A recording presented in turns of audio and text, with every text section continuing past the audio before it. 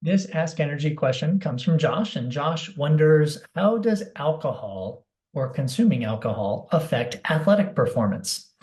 Well, great question, Josh. Thanks for asking. I definitely will not be the popular one in the room with my answer to this one. And in fact, there are so many effects or consequences, let's put it, on alcohol on athletic performance and on the body that I actually had to write them down and refer to them because literally there is a laundry list. Okay, so let's go over this.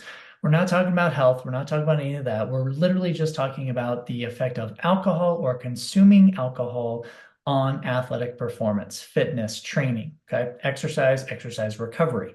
Okay, so the first negative consequence that alcohol has on the body is that it impairs muscle growth.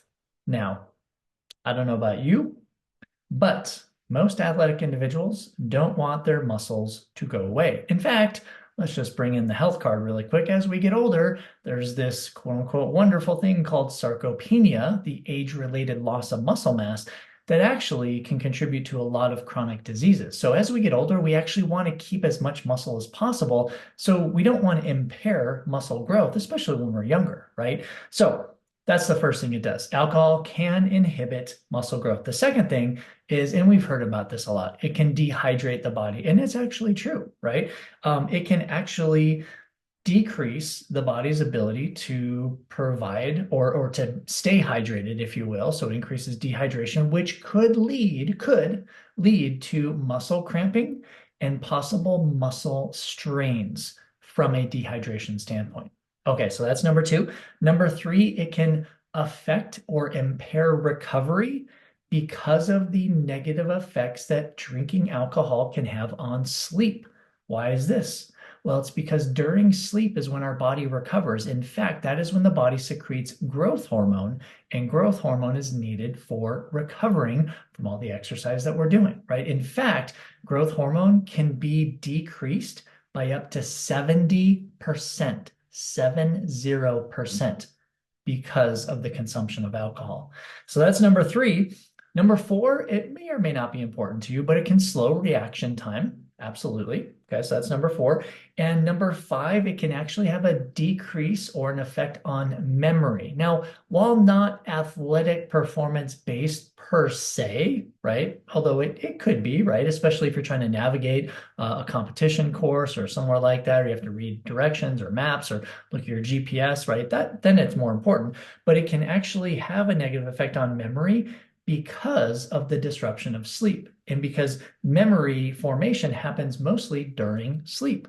So, as you've probably heard of already, we want to protect sleep as much as we can. Here's another major reason why, not only for memory formation, but also growth hormone formation. Okay, so that was number five. And number six is it actually inhibits the body's ability to absorb certain nutrients. And these nutrients include a lot of the B vitamins.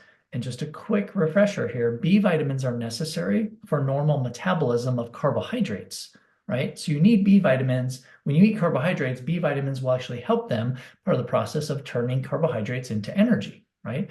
The other nutrient that it can impair is zinc. Zinc is extremely important for many things, specifically the immune system.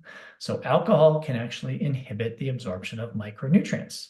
Now, the last one I want to mention, because this is such a popular one, especially like after competitions or races, is you have a beer and a beer is carbohydrates, so it replenishes my carbohydrate stores or my glycogen stores. Like I'm filling up my gas tank because I'm having a beer or whatever.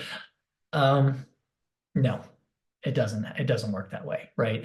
Alcohol does not convert to improving your glycogen stores. So you can't carb up, carbo load, or recovery from exercise with carbohydrates with alcohol. It just does not work that way. So, Josh, great question. Unfortunately, I am the bearer of not so great news. But again, remember, I'm not saying don't drink alcohol. What I've provided you was one, two, three, four, five, six reasons or six ways that alcohol can actually impair athletic performance or exercise performance.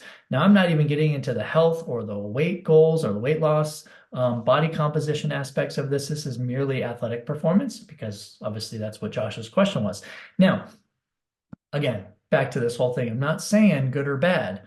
I'm just trying to provide the data that we know about alcohol. So another thing that I like to tell athletes is if you are going to use alcohol surrounding an athletic training session, athletic performance, competition, race, whatever it is, game, there's a window, right? So if you are going to consume it, if you can just respect 36 to 48 hours before and after, you want to have that bubble around your performance time because those are where the major detrimental increases are seen with consuming alcohol before or after a competition or just an important training session.